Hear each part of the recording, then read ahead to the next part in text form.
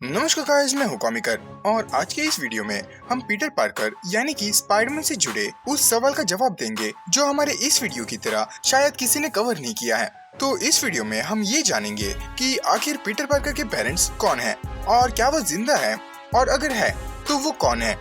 अब इस वीडियो में हम तीनों स्पाइडरमैन की स्टोरीज को कवर करेंगे एंड स्टार्ट करते हैं टोबी मैगवायर के स्पाइडरमैन से। तो टोबी मैगवायर के स्पाइडरमैन यूनिवर्स में उसके पेरेंट्स के रिलेटेड कोई भी डिटेल कहीं पर भी मेंशन नहीं की गई।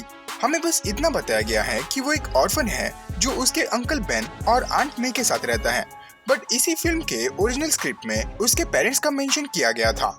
स्पाइडरमैन 1 के स्क्रिप्ट में पीटर अंकल बेन से उसके पेरेंट्स के बारे में पूछता है, जिस पर अंकल बेन कहता है कि वो एक प्लेन क्रैश में मारे गए, लेकिन वो कौन है या कौन थे इसके बारे में कहीं पर भी मेंशन नहीं किया। बस इतना बताया गया कि वो लोग किसी गवर्नमेंट ऑर्गेनाइजेशन के लिए काम करते थे।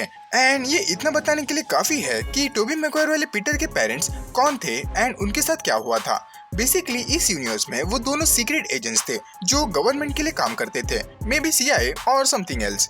वही अगर हम दी अमेजिंग स्पाइडरमैन की बात करें तो मूवी में उन्होंने ही पीटर के पेरेंट्स के डेथ को दिखाया है एंड उनके थोड़े से स्टोरी आर्क को भी एक्सप्लेन किया है। एज स्पाइडरमैन के प्रीवियस मूवीज में पीटर के पेरेंट्स का कहीं पर भी मेंशन नहीं था, इसलिए स्टूडियोज ने उन्हें इस मूवी में इंक्लूड करने का फैसला किया।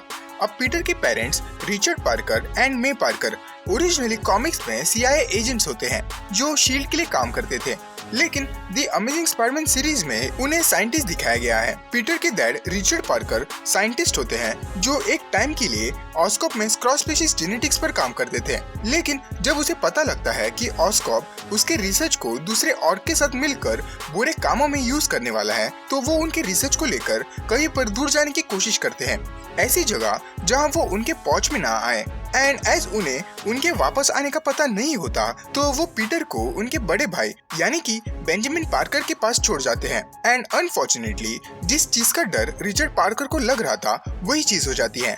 ऑस्कॉप वाले उसे और मेरी पार्कर को मारने के लिए एक आदमी भेजते हैं जो उनके साथ उसी प्लेन क्रैश में मारा जाता है जिसमें वो ट्रक कर रहे थे, जिसके बाद ऑस्कॉप उन्हें गवर्नमेंट की मदद से देश के गद्दार साबित करता है।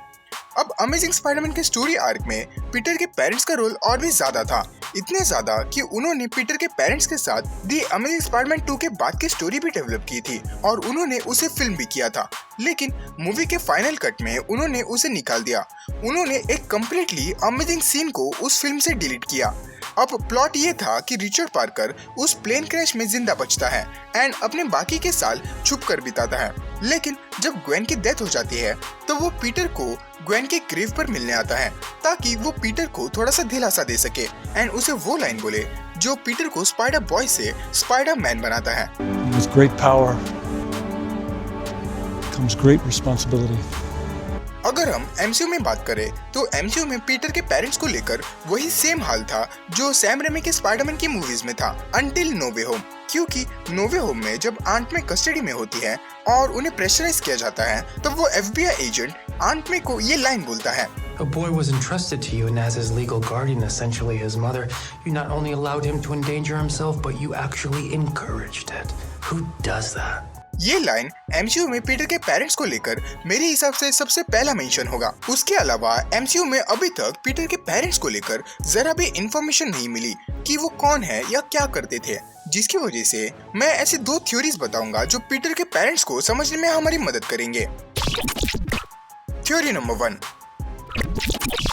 तो इस थ्योरी के अकॉर्डिंग पीटर के पेरेंट्स बहुत बड़े साइंटिस्ट या कहो रिसर्चर्स होते हैं जो किसी इम्पोर्टेंट चीज पर काम कर रहे थे, एंड जैसे अमेजिंग स्पाइडरमैन में हुआ था वैसे ही वो लोग यहाँ पर भी पीटर को आंट में और अंकल बेन के पास छोड़ के चले जाते हैं ताकि पीटर सेफ रह सके, जिसकी वजह से नो वे होम में वो FBI एजेंट मे को कहता है कि एक बच्चे को तुम्हें सौंपा गया था, मीन्स कि उसके पेरेंट्स ने खुद आकर पीटर को उनके पास छोड़ा।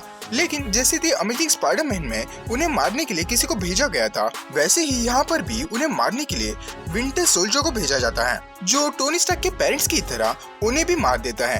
एज हम जानते हैं कि उस समय वो एक एसेसिन हुआ करता था, तो इसकी पॉसिबिलिटी है कि ब्रेन वॉश रहते समय उसने उन्हें मार दिया हो। लेकिन प्रॉब्लम ये है कि अगर ये थ्योरी सच है तो falcon and the winter soldier में हमें बकी की डायरी पर पार्कर्स का नाम मेंशन मिलता। लेकिन उसके बुक में पार्कर जैसा कोई भी नाम नहीं था। अब मे भी ये इसलिए हो सकता है क्योंकि हमने डायरी के बस कुछ ही पेजेस को देखा, इसलिए हमें ऐसा लग रहा है कि विंटर सोल्जर ने उन्हें नहीं मारा। लेकिन व्हाट इफ उस डायरी के बाकी के पेजेस पर उनका नाम मौजूद हो, जिसे स्टूडियोज बाद में रिवील कर दे।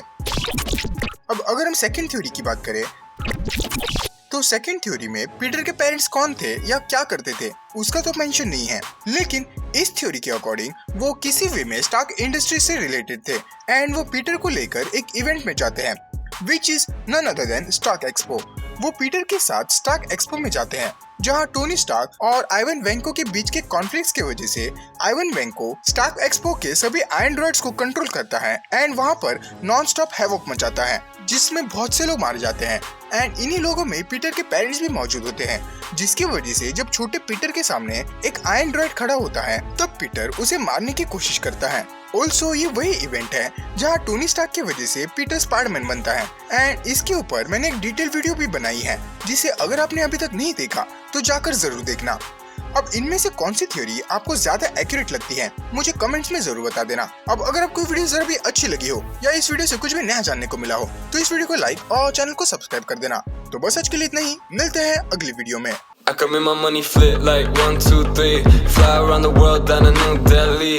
Yeah, while all of a sudden they wanna act like we friends. Probably cause they see me riding in a brand new Benz like Zoom.